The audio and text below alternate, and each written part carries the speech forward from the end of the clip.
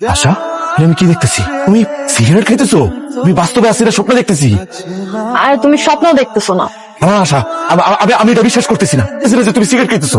সামনে বসে সিগারেট খাইতেছি, তারপর তোমার বিশ্বাস হইতেছে না? ঠিক আছে, একটা কাম করো, তো এক টান দাও, তাহলে বিশ্বাস হয়ে যাবে। আশা, তুমি একটা সহজ সরল মাইয়া ছিলা, জীবনে মানুষের সামনে কোনোদিন কথা বলো নাই।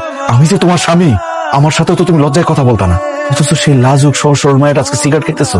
কি হয়েছে? কোন কারণে তুমি সিগারেট খাইতেছো? কত রিক্সা চালাতে চালাতে রিক্সাওয়ালাগুলোকে মিশতে মিশতে ওরা আমার হাতে সিগারেট দিত, আমি মানা করছি প্রথম প্রথম, কিন্তু আর কতদিন মানা করে যায় কও? দুইটা দিতে দিতে এখন সিগারেট খাওয়া আমার নেশা হয়ে গেছে। আর এখন আমার এমন নেশা হয়ে গেছে, সিগারেট না খেয়ে থাকতে পারবো না।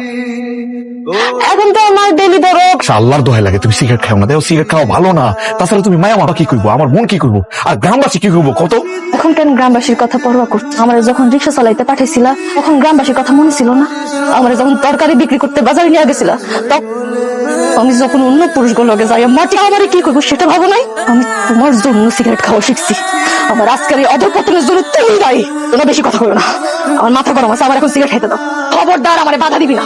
যদি আরেকবার আমার বাধা দিস তাহলে আমি এখন সিগারেট খাইতেছি। তা যা যা আমি সবকিছু খামু। কি বললি? তোর এত বড় সাহস? হ্যাঁ, আর কোনদিন সিগারেট খাবি না।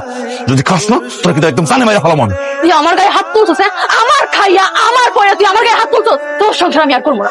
আমি এই বাড়িতে আর এক মুহূর্ত থাকবো না। আমি তোর সাথে চলে যাবো সারা জীবনের লেগা।